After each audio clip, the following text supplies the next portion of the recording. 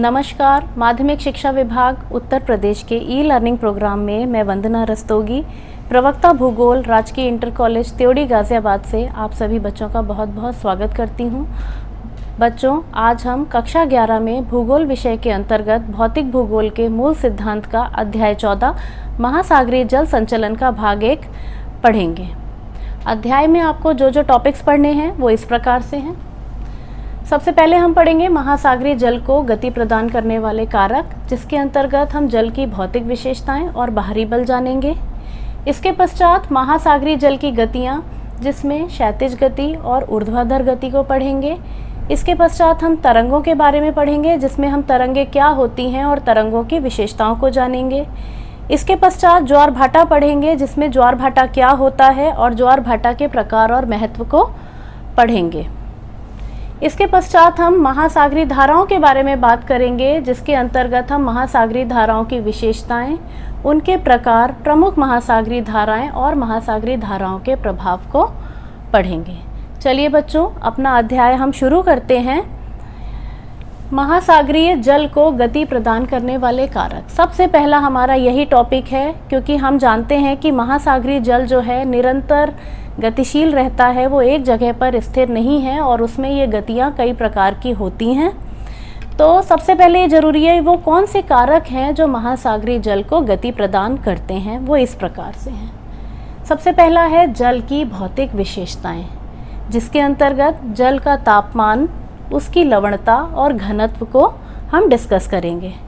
इसके पश्चात बाहरी बल हैं, जिसमें कि सूर्य, चंद्रमा और वायु अपनी भूमिका निभाते हैं, और इन सभी को जब हम आगे के टॉपिक्स पढ़ेंगे तो उसमें हम डिस्कस करेंगे कि कौन सा कारक किस प्रकार से कार्य करता है। महासागरीय जल की गतियाँ। हम सभी जानते हैं कि महासागरीय जल में गतियाँ होती हैं और मुख्य रूप से ये गतियाँ दो प्रकार की होती हैं, क्षैतिज गति और ऊर्ध्वाधर गति। क्षैतिज गति में तरंगें और धाराएं आती हैं, और क्षैतिज गति में जो जल है वो समुद्री सतह के आर पार गति करता है, और इसमें धाराओं में जल एक स्थान से दूसरे स्थान पर पहुंचता है।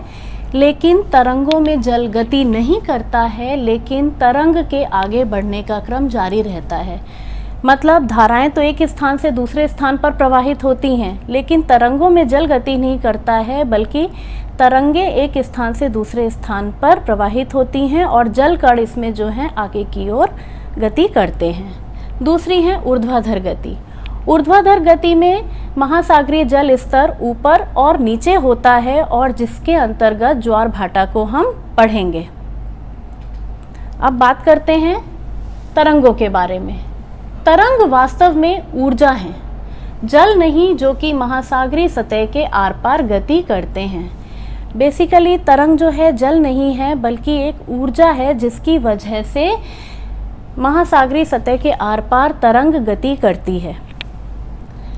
जल कण छोटे वृत्ताकार रूप में गति करते हैं। आप ये चित्र में देख रहे हैं, ये तरंग दिखाई गई है, और इसमें देखिए जल प्रवाहित नहीं हो रहा है, तरंगें ऊपर नीचे हो रही हैं, और तरंग जो है आगे पीछे होती है इसमें। और आप ये जो देख रहे हैं, ये एक जल कण है जो कि वृत्ताकार रूप में गति कर रहे हैं। वायु के कारण तरंगे महासागरों में गति करती हैं तथा ऊर्जा तट रेखा पर निर्मुक्त होती है। मतलब तरंगों में जो गति होती है वो वायु के कारण होती है, और तट रेखा पर जाकर ये तरंगे टूट जाती हैं, जिससे उनकी ऊर्जा जो है वो निर्मुक्त हो जाती है या रिलीज हो जाती है। वायु क्षैतिज जल की गति महासागरों के गहरे तल के स्थिर जल को बहुत कम प्रभावित करती हैं। ये देखिए, क्षैतिज जल की जो गति होती है महासागरों की सतह पर, तो ये बहुत ज़्यादा कार्य कर रही हैं, लेकिन जैसे जैसे समुद्र तल की गहराई इस चित्र में बढ़ती जा रही है, ये तरंगे सागरीय नितल को बहुत ही कम प्रभावित करती हैं, क्योंकि यहाँ पर वायु की वजह से इसमें गति होती है। बड़ी तरंगें खुले महासागरों में पाई जाती हैं। जब 2 नॉट या उससे कम गति वाली समीर शांत जल पर बहती है, तब छोटी छोटी उर्मिकाएं, या जिन्हें हम इंग्लिश में रिपल्स कहते हैं, बनती हैं, तथा वायु की गति के बढ़ने के साथ ही इनका आकार बढ़ता जाता है। जब तक उनके टूटने से सफ़ेद बुलबुले नहीं बन जाते हैं। मतलब खुले महासागरों में तरंगों का आकार जो है निरंतर बड़ा होता जाता है, क्योंकि इसमें क्या होता है कि तरंग जो है उसको वायु की सपोर्ट मिलने से वो निरंतर आगे बढ़ती हैं और उनमें कोई बाधा या घर्षण नहीं होता है, इसलिए तरंगें बड़ी होती जाती हैं। लेकिन जैसे जैसे ये तट के करीब पहुंचती हैं तो इनको आगे बढ़ने के लिए स्थान कम मिलता है और तट रेखा के पास घर्षण के प्रभाव से तरंग टूट जाती हैं और तरंगों के टूटने पर सफ़ेद बुलबुले बनने लगते हैं और इस प्रकार तरंग जो है कई किलोमीटर की यात्रा करने के बाद तट रेखा के पास आके टूट जाती हैं। अब बात करेंगे तरंगों की विशेषताओं की, और तरंगों की विशेषताओं को हम इस चित्र के माध्यम से समझेंगे। देखिए, आपको इसमें ये ब्लैक डॉटेड लाइन दिख रही हैं, ये शांत समुद्री सतह है और इसमें आपको ये जो ऊपर नीचे का ये ग्राफ सा दिख रहा है ये तरंग का है। इसमें आप देख रहे हैं कि कुछ तरंगे किस तरीके से आगे बढ़ रही हैं, ऊपर नीचे ये दोलन क्रिया हो रही है। और अब इसके विभिन्न भागों की बात करते हैं। पहला है तरंग शिखर एवं गर्त। तरंग शिखर जो ये सबसे इसका उच्चतम बिंदु है और तरंग का जो सबसे निम्नतम बिंदु है, ये क्रमशः तरंग शिखर और तरंग गर्त कहे जाते हैं। अब बात करते हैं तरंग की ऊंचाई की। यह एक तरंग के गर्त के अधः स्थल से शिखर तक के ऊपरी भाग तक की ऊर्ध्वाधर दूरी है। मतलब ये जो वेव हाइट है, ये तरंग गर्त और शिखर से ऊपर तक की जितनी ये दूरी है, इसको हम कहते हैं वेव की हाइट। तीसरा है तरंग काल या वेव पीरियड। तरंग काल एक निश्चित बिंदु से गुजरने वाले दो लगातार तरंग शिखरों या गर्तों के बीच का समय अंतराल है। मतलब या तो निरंतर हम दो तरंग शिखरों की बात करें या निरंतर दो गर्तों की बात करें, तो जितनी समयावधि में यहाँ से यहाँ तक तरंग पहुँच रही है वो कहा जाता है वेव पीरियड या तरंग अंतराल। अब बात करते हैं तरंग आयाम या एम्पलीट्यूड की। यह तरंग की ऊंचाई का आधा होता है। देखिए, ये पूरी वेव हाइट है और अगर हम इसे हाफ कर देंगे तो ये कहलाएगा तरंग का आयाम या एम्पलीट्यूड। इसका मतलब है कि शांत सतह से कितना जल स्तर ऊपर उठा तरंग आने से या नीचे उठा, मतलब पानी के स्तर में कितने डेविएशन हुए, तरंग का जो आयाम है वो उसको शो करता है। अगला है हमारा तरंग दैर्घ्य या वेवलेंथ। यह दो लगातार शिखरों या गर्तों के बीच की क्षैतिज दूरी है। चित्र में देखिए, ये आपको वेवलेंथ दिखाई गई है। पॉइंट ए और पॉइंट बी से कितना ये डिस्टेंस है, इसको हम कहते हैं वेवलेंथ या तरंग दैर्घ्य। अब बात करते हैं तरंग गति या वेव स्पीड की। जल के माध्यम से तरंग के गति करने की दर को तरंग गति कहते हैं तथा इसे नॉट में मापा जाता है। मतलब जल के माध्यम से तरंग किस स्पीड से गति कर रही है उसे हम तरंग की गति कहते हैं और हम इसे नॉट में मापते हैं। नेक्स्ट है तरंग आवृत्ति या वेव फ्रीक्वेंसी। यह 1 सेकंड के समय अंतराल में दिए गए बिंदु से गुजरने वाली तरंगों की संख्या है। मतलब 1 सेकंड के समय अंतराल में एक निश्चित बिंदु से कितनी तरंगें पास हो रही हैं उसे हम कहते हैं वेव की फ्रीक्वेंसी या तरंग आवृत्ति। तो बच्चों, इस प्रकार से ये तरंग की विशेषताएं पूरी हुई। अब हम अपने अगले टॉपिक की ओर बढ़ते हैं। ये है ज्वार भाटा। ज्वार भाटा जो है, इसका मानव जीवन पे भी बहुत इम्पोर्टेंट स्थान है, क्योंकि ज्वार भाटा ही एक ऐसी गति है जिससे पूरे समुद्र की जो जल है वो ऊपर से नीचे तक प्रभावित होता है और ये जल की एक ऊर्ध्वाधर गति है। क्या है ज्वार भाटा, चलिए जानते हैं। चंद्रमा एवं सूर्य के आकर्षण के कारण दिन में 1 बार या 2 बार समुद्र तल के नियतकालिक उठने या गिरने को ज्वार भाटा कहा जाता है। ये देखिए, आपको चित्र में भी दिखाई दे रहा है। यहाँ पर देखिए, बिल्कुल ये लोग यहाँ चल रहे हैं, बिल्कुल जल स्तर नहीं है और जब ज्वार आता है तो इतना जल स्तर ऊपर उठ जाता है कि देखिए यहाँ तक ये दिखाई दे रहा है। तो ये ज्वार की स्थिति दिखाई गई है और ये भाटा की स्थिति दिखाई गई है। एक और इसमें टर्म आता है जिससे हमें कंफ्यूज नहीं होना है, वो है महोर्मी, या जिसे हम इंग्लिश में सर्ज भी कहते हैं। क्या होते हैं महोर्मी, जानते हैं। जलवायु संबंधी प्रभाव जिसमें कि वायु और वायुमंडलीय दाब शामिल हैं। इनके परिवर्तन के कारण जल की गति को महोर्मी या सर्ज कहा जाता है और महोर्मी ज्वार भाटाओं की तरह नियमित नहीं होते हैं।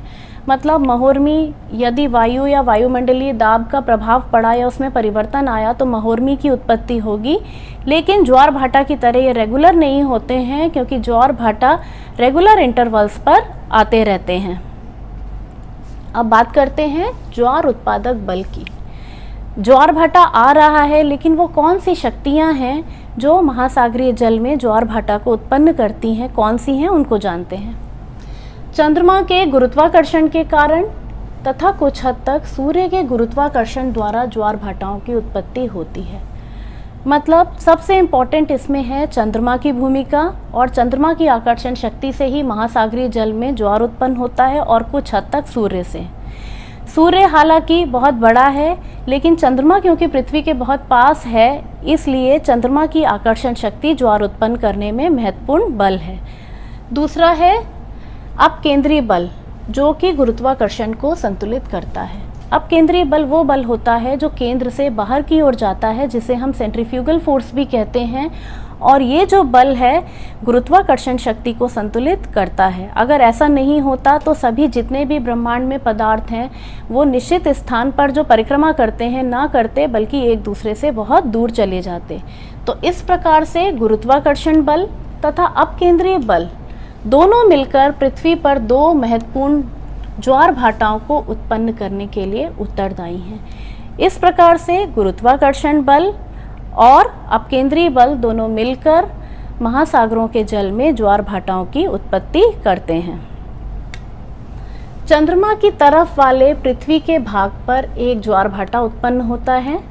जब विपरीत भाग पर चंद्रमा का गुरुत्वीय आकर्षण बल उसकी दूरी के कारण कम होता है, तब अपकेंद्रीय बल दूसरी तरफ ज्वार उत्पन्न करता है। चित्र में देखिए, ये पृथ्वी है और ये चंद्रमा है। ये जो चंद्रमा के तरफ वाला भाग है, यहाँ जो है ज्वार उत्पन्न हो रहा है। क्यों उत्पन्न हो रहा है?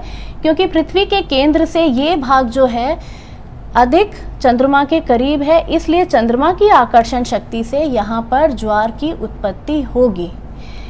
इसी के नीचे दूसरा चित्र देखिए, एक उभार आपको यहाँ पर भी दिख रहा है। ये जो एरो दिख रहे हैं, ये भाग जो है चंद्रमा से तो दूर है, लेकिन क्या है, यहाँ पर अपकेंद्रीय बल या सेंट्रीफ्यूगल फोर्स जो है वो अधिक लग रहा है। और यहाँ पर हमने देखा कौन सा बल लग रहा था? गुरुत्वाकर्षण बल या चंद्रमा की आकर्षण शक्ति कार्य कर रही थी। तो यहाँ पर एक ज्वार आया। ठीक 180 डिग्री एंगल पर पृथ्वी के दूसरे बिंदु पर भी एक दूसरा ज्वार आएगा उसी समय में, जिसका कारण होगा यहाँ का लगने वाला अपकेंद्रीय बल। इस प्रकार से एक ही समय में दो बार पृथ्वी पर, एक बार चंद्रमा की आकर्षण शक्ति से और दूसरी तरफ अपकेंद्रीय बल से दो ज्वार उत्पन्न होते हैं। और ये जो ये वाला बिंदु है, ये वाला बिंदु है, क्योंकि जल कहीं और से नहीं आ रहा है, पृथ्वी पर निश्चित अमाउंट में है, तो यहाँ और यहाँ अगर जल खिंच रहा है तो क्या होगा? यहाँ पर जल स्तर नीचा होगा, जिसकी वजह से दो ज्वार भाटाओं की उत्पत्ति होगी। तो इस प्रकार से पृथ्वी के धरातल पर क्षैतिज ज्वार उत्पन्न करने वाले बल ऊर्ध्वाधर बलों से अधिक महत्वपूर्ण हैं, जिनसे ज्वारीय उभार पैदा होते हैं। इस प्रकार से हम देख सकते हैं कि ये जो क्षैतिज ज्वार उत्पन्न करने वाले बल हैं, ये ज़्यादा इम्पॉर्टेंट होते हैं, क्योंकि जो ऊर्ध्वाधर बल होते हैं वो क्या करते हैं? गुरुत्वाकर्षण की दिशा में कार्य करते हैं। इसलिए ज्वारोत्पादक बल का क्षैतिज बल जो है बहुत अधिक महत्वपूर्ण है। एक और चीज़ कि ये जो ज्वारीय बल है, ये गुरुत्वाकर्षण शक्ति और अपकेंद्रीय बल का अंतर है। इन्हीं के अंतर की वजह से ज्वारों की उत्पत्ति होती है। अब बात करेंगे कि कहाँ कौन सा प्रभाव पड़ रहा है। जहाँ महाद्वीपीय मग्न तट अपेक्षाकृत विस्तृत हैं, वहाँ ज्वारीय उभार अधिक ऊंचाई वाले होते हैं। मतलब जहाँ मग्न तट बहुत ज़्यादा विस्तृत हैं, वहाँ पर ज्वारीय उभार बहुत ज़्यादा आएंगे। जब ये ज्वारीय उभार मध्य महासागरीय द्वीपों से टकराते हैं तो इनकी ऊंचाई में अंतर आ जाता है। मतलब जो जल स्तर है वो अगर कभी बहुत बढ़ता है, कभी नीचे, इससे इनकी ऊंचाइयों में बहुत ज़्यादा अंतर देखने को मिलता है। तटों के पास ज्वारनद व खाड़ियों की आकृतियाँ भी ज्वार भाटाओं की तीव्रता को प्रभावित करती हैं। जब ज्वार भाटा द्वीपों के बीच में से या खाड़ियों तथा ज्वार नदमुखों में से गुजरता है तो उन्हें ज्वारी धारा कहते हैं। धारा इसलिए कहते हैं कि जब यहाँ पर टकराता है तो इनसे जो धाराएं उत्पन्न होती हैं वो क्षैतिज गति करने लगती हैं और इन धाराओं को हम ज्वारी धाराओं की संज्ञा देते हैं। कनाडा में फंडी की खाड़ी के ज्वार भाटा ये इसलिए बताया जा रहा है क्योंकि यहाँ पर हम देखते हैं कि ज्वार भाटा का जो उससे जल स्तर में अंतर है बहुत अधिक पाया जाता है। और ऊपर जो हमने डिस्कस किया, अगर हम उसको एग्जाम्पल के तौर पर देखना चाहते हैं तो कनाडा में फंडी की खाड़ी के ज्वार भाटा इसका बहुत अच्छा उदाहरण है, क्योंकि यहाँ पर विश्व के सबसे ऊंचे ज्वार भाटा कनाडा के नोवा स्कोशिया में स्थित फंडी की खाड़ी में आते हैं। ज्वारी उभार की ऊंचाई यहाँ पर 15 से 16 मीटर के बीच होती है, क्योंकि वहाँ पर 2 उच्च ज्वार और 2 निम्न ज्वार प्रतिदिन आते हैं। मतलब यहाँ रेगुलर इंटरवल्स पर 2 ज्वार आते ही आते हैं। लगभग 24 घंटे के समय में ये 2 उच्च और 2 निम्न ज्वार आ जाते हैं, अतः एक ज्वार 6 घंटे के भीतर में ज़रूर आता है। अब बात करते हैं ज्वार भाटा के प्रकार की। ज्वार की आवृत्ति, दिशा एवं गति में स्थानीय व सामयिक भिन्नता पाई जाती है और इस आधार पर ज्वार भाटा को 2 प्रकार से विभाजित करते हैं। पहला है सूर्य, चंद्रमा एवं पृथ्वी की स्थिति पर आधारित ज्वार भाटा। इसमें सूर्य, चंद्रमा और पृथ्वी की स्थिति के आधार पर वर्गीकरण किया जाता है। कैसे होता है देखते हैं। सबसे इसमें पहला है वृहद ज्वार। वृहद ज्वार पृथ्वी के संदर्भ में सूर्य एवं चंद्रमा की स्थिति ज्वार की ऊंचाई को प्रत्यक्ष रूप से प्रभावित करती है। जब तीनों एक सीधी रेखा में होते हैं तब ज्वारी उभार अधिकतम होगा। इनको वृहद ज्वार भाटा कहा जाता है। ऐसा महीने में 2 बार होता है, पूर्णिमा के समय तथा दूसरा अमावस्या के समय। कैसे कार्य कर रहे हैं चित्र में देखते हैं। ये देखिए, ये वृहद ज्वार दिखाया गया है फुल मून यानी कि पूर्णिमा के समय का। ये सूर्य है, ये पृथ्वी है और ये चंद्रमा है। आप देख रहे हैं क्योंकि ये हमारी पृथ्वी जो है निरंतर सूर्य की परिक्रमा कर रही है और चंद्रमा जो है पृथ्वी की परिक्रमा कर रहा है, तो इनकी स्थितियों में निरंतर बदलाव होते रहते हैं। और पूर्णिमा के समय ऐसा होता है कि ये तीनों 180 डिग्री एंगल पर होते हैं, यानी कि एक सीध में होते हैं। ऐसी स्थिति में क्या होता है, इन दोनों का आकर्षण बल जो है एक दिशा में काम करने से यहाँ पर सामान्य से भी ऊंचे ज्वार आते हैं, जिन्हें हम वृहद ज्वार कहते हैं। तो यहाँ पर क्या होगा, जब पृथ्वी यहाँ पर बीच में है तो यहाँ पर भी एक ज्वार आएगा और यहाँ पर भी ज्वार आएगा, क्योंकि दोनों ही आकर्षण बल जो हैं एक ही दिशा में काम कर रहे हैं।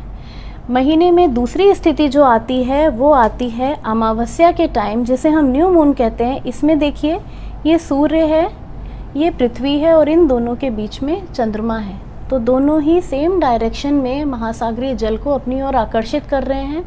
तो ऐसी स्थिति में भी एक वृहद ज्वार आएगा जो कि सामान्य से कहीं अधिक ऊंचा होता है। और ऐसी स्थिति में भाटा का भी जो जल है दोनों ही स्थितियों में सामान्य से नीचा होता है। अगला है इसमें निम्न ज्वार, जिसे हम इंग्लिश में नीप टाइड्स भी कहते हैं। सामान्यतः वृहद ज्वार एवं निम्न ज्वार के बीच 7 दिन का अंतर होता है। इस समय चंद्रमा एवं सूर्य एक दूसरे के समकोण पर होते हैं। इस स्थिति में सूर्य एवं चंद्रमा के गुरुत्व बल एक दूसरे के विरुद्ध कार्य करते हैं। यह स्थिति कृष्ण पक्ष एवं शुक्ल पक्ष में होती है। अब हम इसे चित्र के माध्यम से समझेंगे। देखिए, यहाँ पर आप दोनों ही चित्रों में देख रहे हैं सूर्य, चंद्रमा और पृथ्वी। अगर इसके केंद्र बिंदु से यहाँ से एक लाइन ड्रॉ की जाए, यहाँ से एक लाइन ड्रॉ की जाए, तो इनमें एक समकोण या 90 डिग्री का एंगल बनता है और इस चित्र में भी एक 90 डिग्री का एंगल बन रहा है। इस स्थिति को हम कहते हैं चंद्र की समकोण स्थिति या क्वाड्रेचर ऑफ मून। यहाँ दोनों ही स्थितियों में हम देख रहे हैं क्या हो रहा है, ये अलग डायरेक्शन में जल को खींच रहा है और चंद्रमा अलग डायरेक्शन में जल को खींच रहा है। इसलिए क्योंकि दोनों ही स्थितियों में विपरीत दिशाओं में दोनों कार्य कर रहे हैं, इसलिए जो ज्वार होगा उसकी ऊंचाई सामान्य से भी कम होती है। इसलिए इन दोनों ही स्थितियों में कृष्ण पक्ष और शुक्ल पक्ष में जो ज्वार आएंगे वो सामान्य से नीचे आएंगे और भाटा भी सामान्य से नीचे आएगा। इसके पश्चात देखिए, आप ये चित्र में भी देख सकते हैं कि ये किस प्रकार से स्थितियां बदल रही हैं। ये सन है ये हमारी अर्थ है और ये मून जो है निरंतर परिक्रमा कर रहा है। और पूरे महीने में देखिए 2 बार ऐसी स्थितियां आ रही हैं जब ये स्प्रिंग टाइड, और यहाँ पर भी हम देखेंगे कि यहाँ पर एक स्प्रिंग टाइड आएगा। इनके बीच में यहाँ और यहाँ, यानी कि फर्स्ट क्वार्टर और थर्ड क्वार्टर में, यानी कि प्रत्येक पक्ष की सप्तमी या अष्टमी में 2 बार यहाँ पर निम्न ज्वार आएंगे। तो इस प्रकार से हम देखते हैं कि ये जो पीला आप ये देख रहे हैं, ये सूर्य की आकर्षण शक्ति से आ रहे हैं। यहाँ दोनों साथ में काम कर रहे हैं, यहाँ पर ये अपोजिट डायरेक्शन में काम कर रहे हैं, यहाँ भी दोनों साथ में काम कर रहे हैं, और यहाँ पर फिर से वही था कि दोनों अपोजिट डायरेक्शन में काम कर रहे थे। तो इस प्रकार से ये ज्वार भाटा जो है अपना काम करते रहते हैं। अगली देखिए एक और स्थिति होती है। हम जानते हैं कि हमारी पृथ्वी के चारों ओर चंद्रमा जो है दीर्घ वृत्ताकार कक्षा में परिक्रमा कर रहा है, और इससे क्या होता है, कभी तो बहुत अधिक पास होता है चंद्रमा पृथ्वी के, और महीने में एक बार ऐसा होता है कि बहुत दूर चला जाता है। तो इसमें ज्वारों का क्या प्रभाव पड़ता है देखते हैं। महीने में एक बार जब चंद्रमा पृथ्वी के सबसे नज़दीक होता है उसे उपभू कहते हैं, जो यहाँ दिखाया गया है। असामान्य रूप से उच्च एवं निम्न ज्वार उत्पन्न होता है। इस दौरान ज्वारीय क्रम सामान्य से अधिक होता है। 2 सप्ताह के बाद जब चंद्रमा पृथ्वी से अधिक दूरी पर होता है, यानी कि यहाँ देखिए चंद्रमा और पृथ्वी के बीच में दूरी बहुत अधिक बढ़ गई है, इस स्थिति को हम अपभू कहते हैं। तब चंद्रमा का गुरुत्वाकर्षण बल सीमित होता है तथा ज्वार भाटा के क्रम उनकी औसत ऊंचाई से कम होते हैं। तो इस प्रकार से ये जो दीर्घ वृत्ताकार कक्षा है चंद्रमा की पृथ्वी की परिक्रमा करते वक्त, इससे भी ज्वारों में बहुत अधिक अंतर आता है। बच्चों, अभी हमने देखिए पृथ्वी और चंद्रमा की सापेक्षिक स्थितियों में ज्वार में कैसे परिवर्तन आता था, इसको जाना। और अब हम बात करेंगे सूर्य और पृथ्वी की सापेक्षिक स्थितियां जब बदलती हैं तो ज्वार में किस प्रकार से परिवर्तन आता है। हम सभी जानते हैं कि हमारी पृथ्वी जो है निरंतर दीर्घ वृत्ताकार में सूर्य की परिक्रमा कर रही है, और जब ये परिक्रमा करती है तो कभी क्या होता है, सूर्य के बहुत अधिक नज़दीक होती है, और कभी हमारी पृथ्वी सूर्य से बहुत अधिक दूरी होती है, जिसका प्रभाव निश्चित तौर पर ज्वार भाटाओं पर भी पड़ता है। कैसे पड़ता है, चलिए समझते हैं। जब पृथ्वी सूर्य के निकटतम होती है, देखिए उसे हम उपसौर कहते हैं। इस स्थिति में देखिए सूर्य है यहाँ और पृथ्वी है, ये कितनी निकट है, इस स्थिति को हम बोलते हैं उपसौर या पेरीहेलियन। ऐसी कंडीशन में क्या होता है, सूर्य की जो आकर्षण शक्ति है वो जब यहाँ पर स्थिति होगी उसके कंपैरिजन में बहुत अधिक होगी, तो ऐसी स्थिति में ज्वार जो है सामान्य से ऊंचे आएंगे। ऐसा प्रत्येक साल 3 जनवरी के आसपास होता है, और उस समय उच्च एवं निम्न ज्वारों के क्रम भी असामान्य रूप से अधिक होते हैं। मतलब सामान्य से ऊंचा ज्वार आएगा और भाटा भी सामान्य से नीचा आएगा, जिसमें जो ज्वार आने के फलस्वरूप जो जल स्तर बदलता है उसका अंतर भी बहुत अधिक होगा। दूसरी स्थिति के बारे में बात करते हैं। जब पृथ्वी सूर्य से सबसे दूर होती है उसे हम अपसौर कहते हैं। यहाँ देखिए ये दिखाया गया, यहाँ हमारी पृथ्वी है और यहाँ सूर्य है, तो इसके कंपैरिजन में दूरी अधिक बढ़ गई। इसी स्थिति को हम कहेंगे अपसौर या एफेलियन। ऐसा प्रत्येक वर्ष 4 जुलाई के आसपास होता है। 4 जुलाई को ऐसी सिचुएशन बनती है, यानी कि साल में एक बार ऐसी स्थिति बनती है। तो इसमें क्या होता है देखते हैं। ज्वार के क्रम औसत की अपेक्षा बहुत कम होते हैं, मतलब एवरेज से भी निचले स्तर के ज्वार आते हैं, और उच्च ज्वार व निम्न ज्वार के बीच का समय जब जल स्तर गिरता है उसे हम भाटा कहते हैं। हमने शुरू में भी पढ़ा था कि जब 2 ज्वार आते हैं तो जब दोनों ओर से फोर्स लगती है तो जल क्योंकि कहीं नहीं गया है, निश्चित है उसका आयतन, तो उस स्थान का जब जल खिंच जाता है तो दोनों पोल्स की साइड हमने देखा था कि जल का स्तर जो है वो नीचे जा रहा था, जिसको कि हम भाटा की संज्ञा देते हैं। उच्च ज्वार एवं निम्न ज्वार के बीच का समय जब ज्वार ऊपर चढ़ता है, यानी कि जब उच्च ज्वार और निम्न ज्वार के बीच में हमने शुरू में ही पढ़ा था कि एक बार जल स्तर ऊपर की ओर आता है, एक बार नीचे की ओर आता है, तो ऐसी स्थिति में क्या होता है, ऊपर चढ़ने को हम बहाव या बाढ़ कहते हैं। तो इस प्रकार से हमने ये जो देखा, ये सूर्य, चंद्रमा और पृथ्वी की सापेक्ष स्थितियों के आधार पर ज्वार भाटा का वर्गीकरण था। एक अगला वर्गीकरण भी है जो कि आवृत्ति के आधार पर है, और इसको हम अगली कक्षा में पढ़ेंगे, जिसमें हम पार्ट 2 में विस्तार से बताएंगे कि किस प्रकार से आवृत्ति के आधार पर ज्वार भाटाओं को वर्गीकृत किया जाता है। आज की कक्षा में हम यहीं तक समझेंगे और अब हम बात करेंगे अपने अभ्यास कार्य की। अभ्यास कार्य में हमारा पहला है तरंग किसे कहते हैं। तरंग का रेखा चित्र बनाकर उसके प्रत्येक भाग को प्रदर्शित कीजिए। इसमें हमें बताना है कि तरंग किसे कहते हैं। आप इसमें बताएंगे कि तरंग किसे कहते हैं, क्यों बनती हैं, इसमें वायु का क्या रोल होता है और वायु ही तरंग को आगे बढ़ाती है। और तरंग का रेखा चित्र आपको बनाना है, जिसमें कि आप तरंग के प्रत्येक भाग को प्रदर्शित करेंगे। आप उसके शिखर को भी बताएंगे, गर्त को बताएंगे, तरंग की लंबाई को बताएंगे, उसके एम्पलीट्यूड को बताएंगे। तो इस प्रकार से आपको हर चीज़ को विस्तार से बताना होगा। दूसरा है महासागरीय तरंगें ऊर्जा कहाँ से प्राप्त करती हैं। इसको भी हम बताएंगे कि हमने बताया था कि वायु जो है तरंगों को ऊर्जा प्रदान करती हैं, तो इस प्रकार से आप बताएंगे कि उनको वायु जो है ऊर्जा देती है, जिस वजह से तरंगों के आगे बढ़ने का क्रम निरंतर जारी रहता है। थर्ड क्वेश्चन रहेगा ज्वार भाटा किसे कहते हैं और ज्वार भाटा की उत्पत्ति में सहायक कारकों को स्पष्ट करना है। ज्वार भाटा आपको बताना है कि जल स्तर का ऊपर उठना और नीचे गिरना क्रमशः ज्वार भाटा कहा जाता है। और ज्वार भाटा की उत्पत्ति में सहायक कारकों को स्पष्ट करना है, मतलब इसमें हम बलों को बताएंगे कि इसमें सूर्य और चंद्रमा का आकर्षण बल किस प्रकार से काम करता है और इसके अलावा अपकेंद्रीय बल किस प्रकार से काम करता है, उसको भी हम विस्तार से बताएंगे।